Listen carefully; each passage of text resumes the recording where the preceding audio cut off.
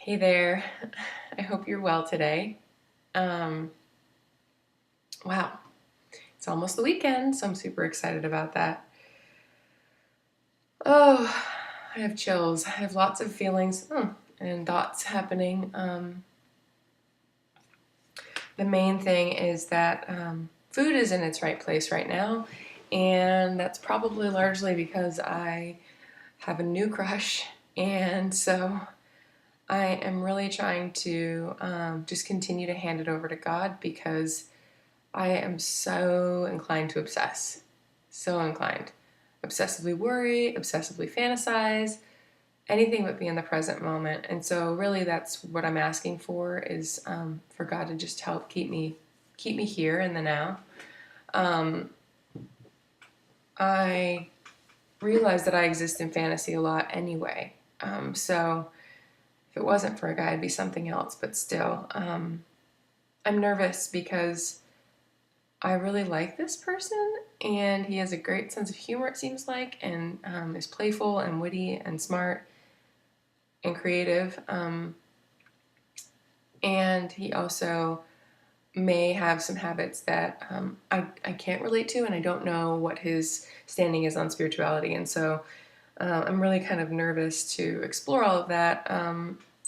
And I'm scared it's not going to work out. That's my biggest fear, or that if we do date, that I'll lose my creative spark or my imagination, um, myself, my identity. But it's amazing as I'm saying that, like how I don't know that that's necessarily the case. So yeah. But yesterday, a lot of what made things successful was keeping my expectations fairly modest. I want to say low, but I don't like that because it's not that I underachieved by any means. I just didn't have a list so long that I couldn't get everything done. And what was nice was that I did get everything done, and then I had other things I knew I wanted to do, and I had time to do them. And by the end of the day, I was pretty darn exhausted. And I did go to bed feeling a fair amount of peace. Um, I did some vision writing for 2017, and that's a scary thing because considering what my dreams are and writing them down, I feel like, oh crap, I have to do them. But I guess it's becoming less scary the more I realize that these dreams are given to me by God, and um, He can make anything happen. And if it is something that is for the greater good and he wants to see it happen, then he'll make it so. And so I simply have to be present and be willing to ride the storms and also enjoy the view, I guess I would say, in that analogy. So yeah, but I'm super grateful because I actually have not had a couple of like major key things that for me when I eat them they can really make me bonkers for now. So so I'm grateful to feel a little bit more sane. Okay, I feel like there's something else I'm missing.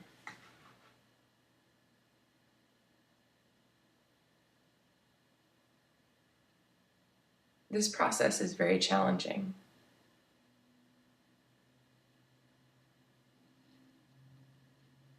and it's unpredictable and it's messy, and there were a couple of times yesterday when I actually um, could just feel anxiety well up in me.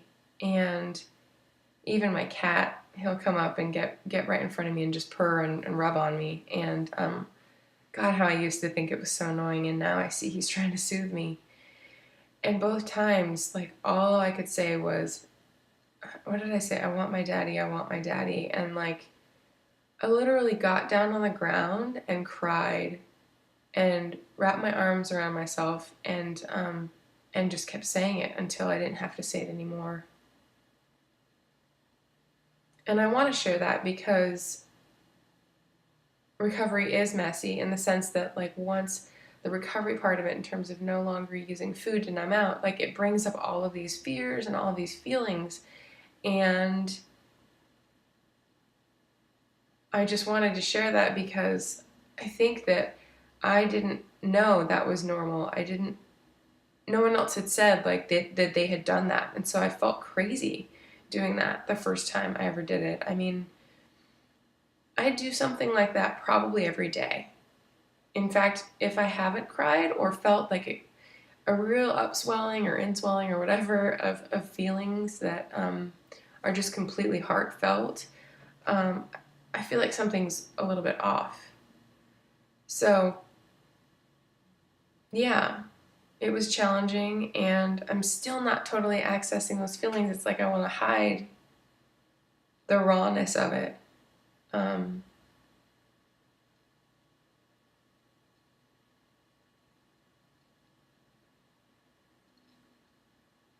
yeah, I'm really scared that I may have upset my dad and offended him when I asked him about the possibility of not going to visit my family for the memorial. And I actually was so bold as to ask him if I could use that money towards exploring possibly moving to Chicago. And wow, talk about the guilt that I felt after that, because I heard disappointment in his voice.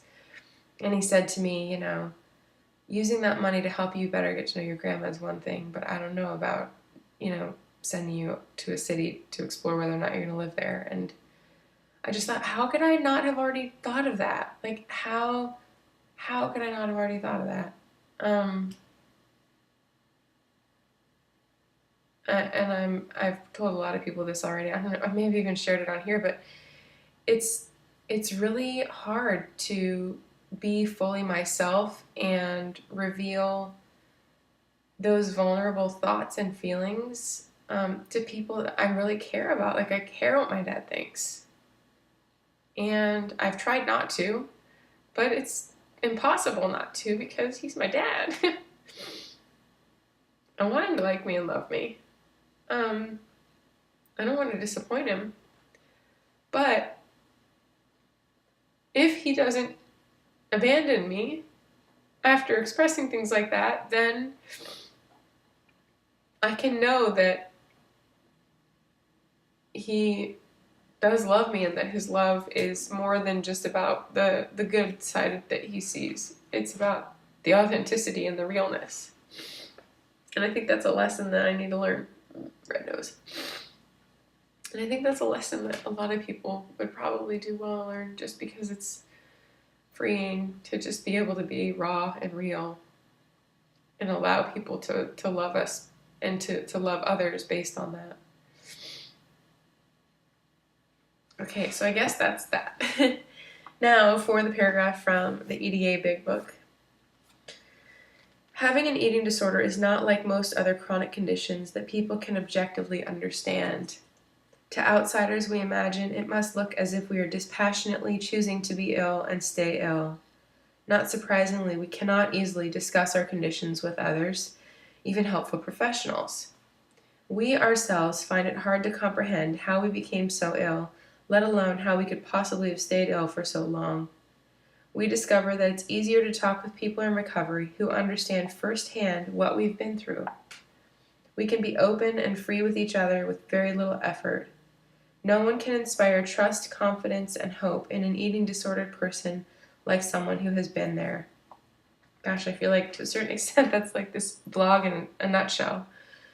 But it's so true. Like when I do search on the internet for insight and suggestions, like I don't trust someone who's never struggled with this. I go straight to the person who had the worst experience and now has a recovered life. And I think that one of the things that I have to remember is that as much as I get hard on myself about where I am in a very different place than I was when I came into this program. I feel like a different person in so many ways. And I guess I should say when I came into recovery, because that was like 3 years ago now. So we all have something to share no matter where we are in our life. But in terms of recovery, like just the fact that I have had the experience allows me to connect with someone else who is having or has had the experience as well. And